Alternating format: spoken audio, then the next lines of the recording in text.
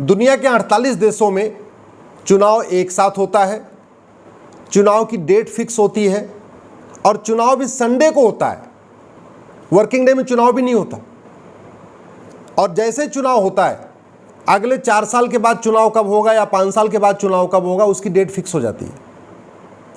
भारत में हर साल 4-5 चुनाव होता है। कभी पार्षद का होता रहेगा, फिर प्रधान का होता रहेगा, फिर विधानसभा का होता रहेगा, फिर लोकसभा का आ जाएगा। पता चला पहले यूपी में हो रहा है, फिर बगल में हरियाणा में शुरू हो गया, फिर बगल में दिल्ली में शुरू हो गया। तो सामान्यतया जितने मंत्री हैं, मुख्यमंत्री हैं, पॉलिटिकल पार्टियों के मुखिया हैं, वो पूरे 5 साल लगातार केवल और केवल चुनाव में ही व्यस्त रहते। ज़्यादातर इसमें लोग सांसद और विधायक हैं। तो कौन कहे वो संसद और विधानसभा में बैठ के अच्छा कानून बनाए? वो दिन रात केवल और केवल चुनाव कैसे जीता जाए इस पे अपना ध्यान लगा के रखते हैं। इसलिए मैं नहीं कहता हूँ कि भारत में एक देश एक चुनाव संहिता लागू करना ज़रूरी है। 1 nation 1 election code, uniform election code, यानी समान चुनाव संहिता बहुत ज़रूरी है लागू करना। हमारे देश में पूरा का पूरा जो सरकार है, गवर्नेंस का सिस्टम है, वो पॉलिटिकल पार्टी चलाती है। पॉलिटिकल पार्टी टिकट बांटती है, पॉलिटिकल पार्टी तय करती है कौन सांसद बनेगा, कौन विधायक बनेगा। पॉलिटिकल पार्टी तय करती है कौन पार्षद बनेगा, कौन प्रधान बनेगा। पॉलिटिकल पार्टी तय करती है कौन मुख्यमंत्री बनेगा। पॉलिटिकल पार्टी तय करती है कौन प्रधानमंत्री बनेगा, कौन राष्ट्रपति बनेगा, कौन गवर्नर बनेगा। लेकिन पॉलिटिकल पार्टी कैसे चलेगी, उसके लिए कोई नियम कानूनी नहीं है। पॉलिटिकल पार्टियां बेलगाम है। आज तक पार्लियामेंट में पॉलिटिकल पार्टियों को कंट्रोल करने के लिए, पॉलिटिकल पार्टियों को रेगुलेट करने के लिए कोई कानून ही नहीं बना। इसी तरीके से पॉलिटिकल पार्टियां आरटीआई के दायरे में नहीं है, सब आरटीआई के दायरे में है। लेकिन पॉलिटिकल पार्टी जो अपने आप में एक पब्लिक अथॉरिटी है, इतना बड़ा काम है। अल्टीमेटली जो सरकार बनती है वो करती क्या है? मैनिफेस्टो को लागू करती है। मैनिफेस्टो कौन बनाता है? Political party. तो पॉलिटिकल पार्टी के द्वारा बनाया गया मैनिफेस्टो 5 साल तक सरकार लागू करती है।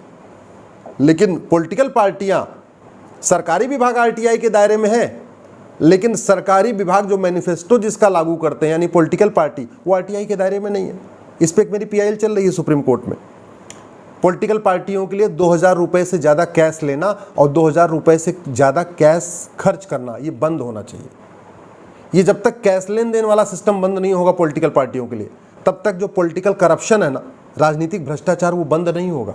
इसलिए मैं कह रहा हूँ पॉलिटिकल पार्टियों के लिए बैन होना चाहिए कि न वो 2000 रुपये से, एक व्यक्ति से 2000 रुपये ज़्यादा कैश ले सकती हैं, न किसी भी काम पे 2000 रुपये से ज़्यादा कैश खर्च करती हैं। करोड़ों रुपए दिखा देती हैं कि हमने कैश में खर्च कर दिया, राजनीतिक रैलियों में, इसमें उसमें खर्च करती हैं। 10 करोड़ दिखाती हैं, 5 करोड़, 2 करोड़। इसलिए 100% ये बैन होना चाहिए। केवल डिजिटल ट्रांजैक्शन, आज की डेट में जब आम जनता डिजिटल ट्रांजैक्शन कर रही है, इवन किसान मजदूर डिजिटल ट्रांजैक्शन कर रहे हैं, गोलगप्पे वाला डिजिटल ट्रांजैक्शन कर रहा है, तो पॉलिटिकल पार्टियां डिजिटल ट्रांजैक्शन क्यों नहीं कर सकती है? पॉलिटिकल पार्टियों की सीएजी ऑडिट अनिवार्य होनी चाहिए। पॉलिटिकल पार्टी पब्लिक अथॉरिटी है, उसको ज़मीन मिलती है, उसको फ्री एयर टाइम मिलता है, दूरदर्शन के ऊपर टैक्स में छूट मिलती है, बहुत सारे बेनिफिट मिलते हैं। इसलिए पॉलिटिकल पार्टियों की सीएजी की ऑडिट ज़रूरी होनी चाहिए। पॉलिटिकल पार्टियों, एक व्यक्ति के लिए एक से ज़्यादा चुनाव लड़ने पे प्रतिबंध भी होना चाहिए, ये नियम होना चाहिए। और जो पॉलिटिकल पार्टी या जो पॉलिटिशियन जाति, भाषा, क्षेत्र का जहर घोले, जाति के आधार पे अगड़ा बनाम पिछड़ा करे, भाषा के आधार पे बंगाली बनाम हिंदी करे, क्षेत्र के आधार पे गुजराती बनाम महाराष्ट्रियन करे या तमिल बनाम बंगाली करे, ऐसे पॉलिटिकल पार्टियों की मान्यता रद्द करने का प्रावधान करना पड़ेगा।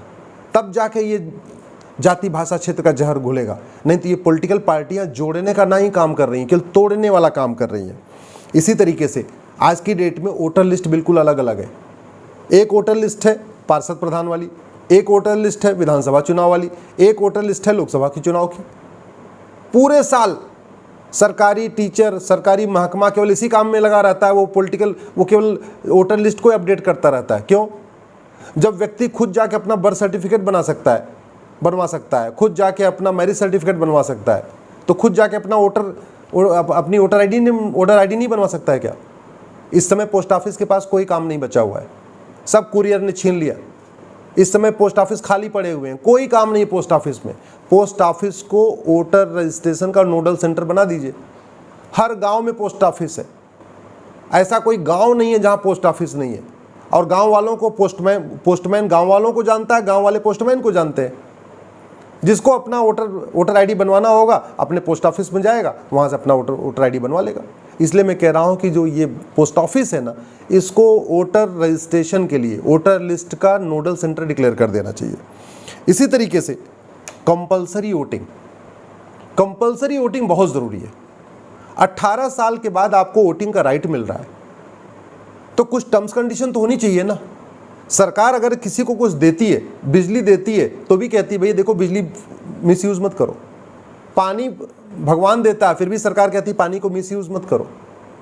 एयर पोल्यूशन के लिए कानून है, वाटर पोल्यूशन के लिए कानून है, नॉइज पोल्यूशन के लिए कानून है, बिजली के लिए कानून है, हवा के लिए, सबके लिए कानून है। लेकिन वोटिंग के लिए कोई कानून ही नहीं है। वोटिंग को फंडामेंटल ड्यूटी डिक्लेयर कर देना चाहिए।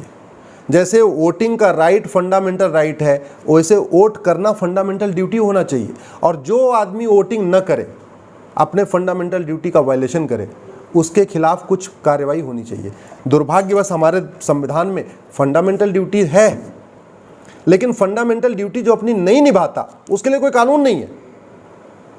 फंडामेंटल राइट के वायलेशन पे तो आप कोर्ट जा सकते हैं कि भाई फंडामेंटल राइट वायलेट हो रहा है। जो आदमी अपनी फंडामेंटल ड्यूटी नहीं निभा रहा उसके लिए क्या होना चाहिए? उसके लिए भी सरकार को कानून बनाना चाहिए। इसलिए मैं कह रहा हूँ, देश में, दुनिया के कई देशों में कंपलसरी वोटिंग है, वहाँ कानून है। भारत में भी कंपलसरी वोटिंग के लिए कानून बनाना चाहिए। और जब सबसे इम्पोर्टेंट ये है, one nation one election. One nation one election हो जाए, इस देश का विकास बहुत तेज़ी के साथ बढ़ जाएगा। अभी पूरे के पूरे 5 साल पॉलिटिकल पार्टी चुनाव के मूड में रहती है। आधे से ज़्यादा सांसद और विधायक वो संसद में नहीं आते। उनकी अटेंडेंस किसी की 10% है, किसी की 20% है, किसी की 30% है। वो पूरे साल केवल और केवल जगह जगह जा रहे हैं, अपना संगठन बना रहे हैं, संगठन को बड़ा कर रहे हैं, संगठन को बढ़ा रहे हैं। पता चला SC ST का सम्मेलन है तो फिर इसका सम्मेलन है, तो युवा का सम्मेलन है, तो महिलाओं का सम्मेलन। उस दिन पूरे टाइम में सम्मेलन ही कर रहे हैं, संसद विधानसभा नहीं आ रहे हैं, केवल सम्मेलन कर रहे हैं। इसलिए मैं कहता हूं कि इस देश में one nation one election code की ज़रूरत है। एक तो पहली बात, जो कानून बना था 1951 में, ये रिप्रेजेंटेशन ऑफ पीपल एक्ट, वो उस समय के लिए ठीक रहा होगा 1991 में। आज की डेट में बिल्कुल बेकार हो चुका है। और इसी बेकार होने का नतीजा है कि जो लोग खुलेआम कहते हैं 15 मिनट के लिए पुलिस हटा लो, हिंदुस्तान से हिंदुओं को ख़त्म कर दूंगा, वो भी विधानसभा में बैठे हुए। जो कहते हैं कि हम मार देंगे, पुलिस हटा लो, ये कर देंगे, वो कर देंगे, वो पार्टी के मुखिया बन के बैठे हुए। बहुत सारे लोग जो करप्शन के केसेस में फंसे हुए हैं, वो पार्टी के पदाधिकारी बन के बैठे हुए हैं और पार्टी अध्यक्ष बन के बैठे हुए। हमारे चूँकि ये कानून नहीं है, कानून अच्छा हो जाए, राजनीति साफ हो जाए, पॉलिटिकल पार्टियों का एक कंट्रोल हो जाए, पॉलिटिकल पार्टियों को काम करने की एक्टिविटी एक कंट्रोल हो जाए, तो बहुत बड़ा बदलाव हो जाएगा। अच्छे लोग राजनीति में आना शुरू कर देंगे। आज के डेट में तो राजनीति मतलब गंदगी हो गई है, और राजनीति सबसे ज़्यादा फायदेमंद धंधा हो गया है। इसीलिए सब राजनीति में कूदे चले आ रहे हैं। ईमानदार लोग राजनीति से बाहर निकलते चले जा रहे हैं और गंदे लोग राजनीति में कूदते आ रहे हैं। इसका सबसे बड़ा एग्जाम्पल आपको मैं बताऊं, अगर आप पहले के नेताओं की क्वालिटी और आज के नेताओं की क्वालिटी देखिए।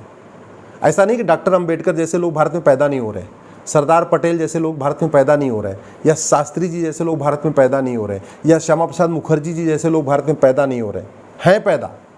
लेकिन पॉलिटिकल सिस्टम इतना गड़बड़ हो गया है, इतना ज़्यादा वोट तंत्र और नोट तंत्र हावी हो गया है, ईमानदार दूर होते चले जा रहे हैं, गंदे लोग राजनीति में आते जा रहे हैं। समाधान इसका यही है, one nation one election code, यानी एक देश एक चुनाव संहिता, यूनिफॉर्म इलेक्शन कोड यानी समान चुनाव संहिता। आशा करता हूं सरकार इस पर ध्यान देगी और बहुत जल्द भारत में one nation one election code बनेगा।